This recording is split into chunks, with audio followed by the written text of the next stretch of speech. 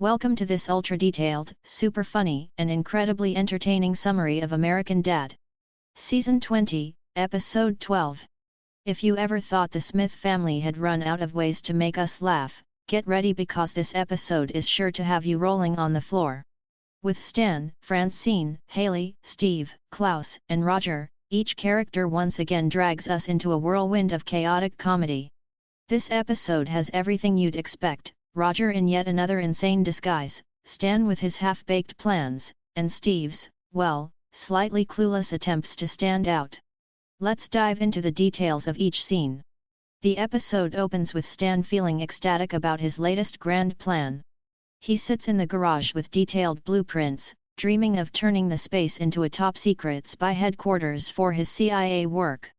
In his mind, everything is grand: a high-tech command center with futuristic surveillance screens, classified weaponry hidden in compartments, and even an automated rotating chair that makes him feel like a real secret agent. In his fantasy, Stan sees himself commanding a dangerous mission, yelling into a headset, "Alpha Team, deploy now," before pressing a mysterious button that opens a hidden underground door. But just then, reality snaps him back. Francine walks in, raising an eyebrow.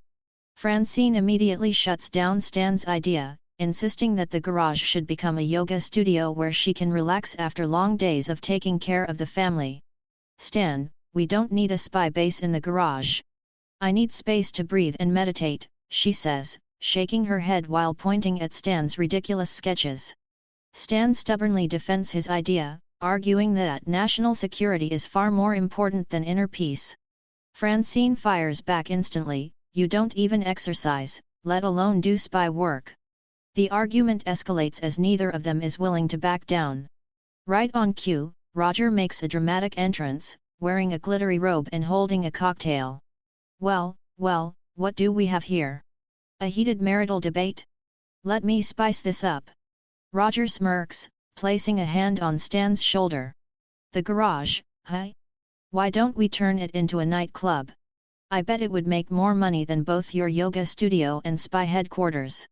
Stan and Francine simultaneously turn to glare at Roger, but he simply shrugs. With no compromise in sight, Roger decides to take on the role of a family mediator. He disguises himself as a marriage therapist, complete with a fake mustache and round glasses to appear intellectual. In a formal family session organized by Roger, he instructs Stan and Francine to participate in bizarre exercises, like staring into each other's eyes for 10 minutes without speaking or sharing every thought in their heads without getting angry. The result? Stan and Francine begin listing every little annoyance about each other, from Stan never taking out the trash to Francine constantly rummaging through his pockets looking for hidden snacks. Roger, sipping his tea, grins as the chaos unfolds exactly as he planned. Meanwhile, Steve is dealing with his own predicament. He's trying to impress a classmate by organizing a werewolf card game club. The only problem? Steve has no idea how to play the game. Klaus immediately picks up on Steve's cluelessness and doesn't miss a chance to mock him. "Oh boy, Steve, you don't even know what the werewolves are supposed to do you?"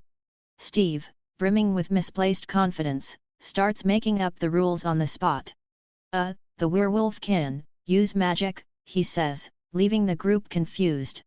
As the game begins, it quickly devolves into utter chaos, with Steve improvising ridiculous rules and Klaus egging everyone on, turning the game into an all-out war of accusations and confusion until the club completely falls apart.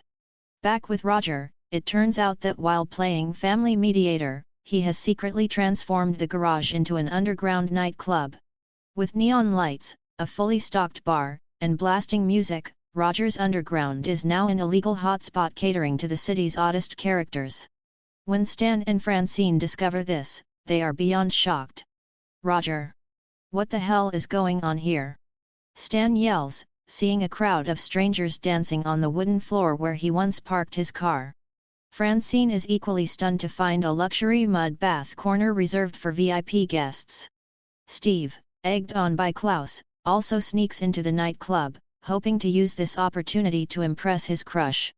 However, instead of becoming the party king, he is immediately thrown out by security for looking way too young for a club. Klaus, laughing hysterically, teases him, "Welcome to adulthood, kid." The episode's climax is pure chaos as the entire family fights for control of the garage. Stan and Francine angrily confront Roger. Roger nonchalantly continues mixing cocktails and inviting more guests in, and Steve desperately tries to get back inside to salvage his dignity. After a ridiculous chase scene and a heated shouting match, the family finally reaches a compromise. The garage will now serve as a weekly family party venue, something everyone can agree on. This episode is not only hilarious but also proves that no matter how much they argue, the Smith family always finds a way to embrace their chaos together. As always, Roger is the catalyst for turning a simple disagreement into total mayhem, but ironically, he's also what holds the family together in the end. Comedy score, 10/10. Creativity score, 9/10. Chaos score, 11/10, because of Roger, obviously. Hope you had a blast with this summary. If you also think Roger is the most lovable alien in the universe, don't forget to like, comment, and subscribe so we can bring you more fun content. See you in the next recap.